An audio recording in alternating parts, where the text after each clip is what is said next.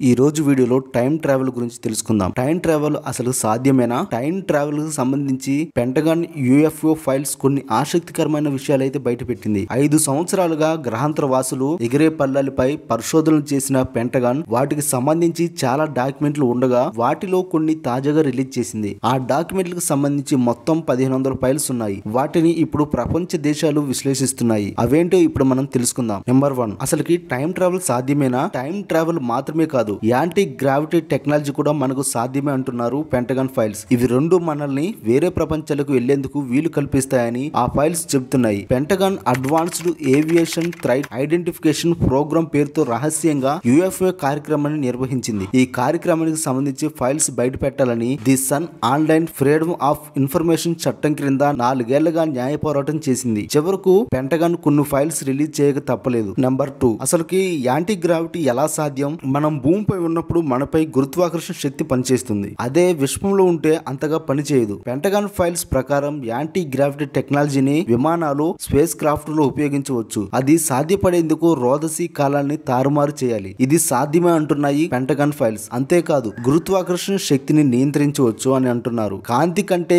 ఎక్కువ వేగాన్ని అందుకోవడం టైం మిషన్స్ ద్వారా ఇది సాధ్యమే అంటున్నారు. కానీ ఈ విశ్వంలో కాంతి కంటే ఏది వేగవంతంగా వెళ్ళదని అపర మేధావి ఐన్స్టీన్ మాట.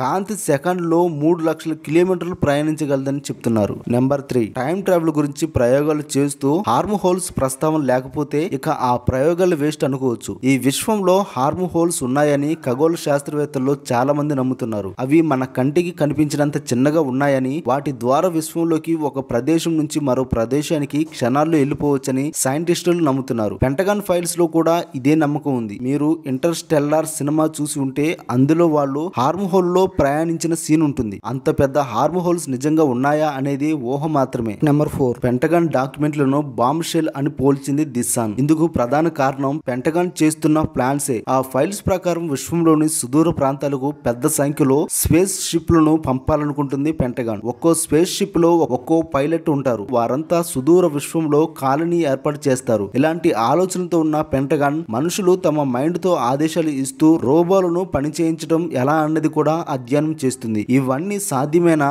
ఎలా సాధ్యం అనే ప్రశ్నలున్నా పెంటగాన్ మాత్రం సాధ్యమే అని భావిస్తున్నట్లు కనిపిస్తుంది. నెంబర్ 5, 2007 సంవత్సరంలో ఏఐటిఐపి ఈ పరిశోధనలు ప్రారంభించింది. లూయిస్ ఎలిజాండో సారథ్యంలో ఇవి జరిగాయి. వారి ప్రకారం ఎగిరే పల్లాలు ఉన్నాయి. మన సౌర కుటుంబంలో చాలా గ్రహాల ఉపగ్రహాలు మంచుతో గడ్డకట్టు ఉన్నాయి. వాటిపై న్యూక్లియర్ పవర్ రాకెట్లను ప్రయోగించడం ద్వారా వాటిపై జీవం ఉందా లేదా అన్నది తెలుసుకోవాలనే ఆలోచన ఉంది. అలాగే మనం గ్రహాంతర వాసుల్ని ఎలా కలవాలి? వాళ్ళను కలిస్తే ఎలాంటి సమస్యలు రావచ్చు? ఆల్రెడీ ఏలియన్స్ కలిశామని చెప్పుకుంటున్న వారు తమకు ఎలాంటి సైడ్ ఎఫెక్ట్లు వచ్చాయని చెప్తున్నారు. ఇటువంటి అంశాల్ని ఆ ఫైల్స్ లో వివరించారు. ఈ ప్లాన్స్ ఏవి అమల్లోకి రాలేదు. కానీ 2024 నుంచి ఇప్పటి వరకు 150 సార్లు యూఎఫ్ఓలు కనిపించాయని మిలిటరీ పైలట్లు చెప్పినట్లు పెంటగాన్ అధికారులు గతేడాదే తెలిపారు. మొత్తంగా గ్రహాంతర వాసులు స్పేస్ ట్రావెల్ పై తెర వెనుక ప్లాన్స్ ను కొనసాగిస్తున్నాయని అనుకోవచ్చు.